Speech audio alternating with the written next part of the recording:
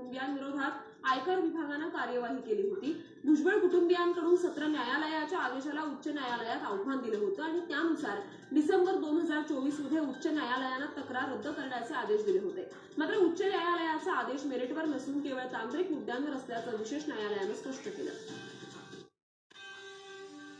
मंत्री छगन भुजबळांशी संबंधित महाराष्ट्र सदन बांधकाम प्रकरणाला बांधकाम करणाऱ्या समणकर बंधूंना दोषमुक्त करण्यात आले। मुंबई उच्च न्यायालयाकडून समणकर बंधूंना मोठा दिलासा देण्यात आला।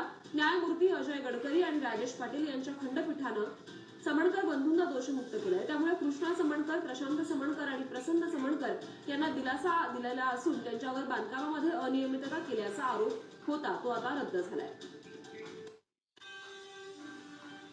भाजपचे माजी नगरसेवक उद्धव निमसेला 20 सप्टेंबर पर्यंत पोलीस कोठडी सुनावण्यात आली आहे। फरार असलेला उद्धव निमसे काल पोलिसांना शरण आला होता, त्यानंतर पोलिसांनी त्याला अटक केली। पोळ्याच्या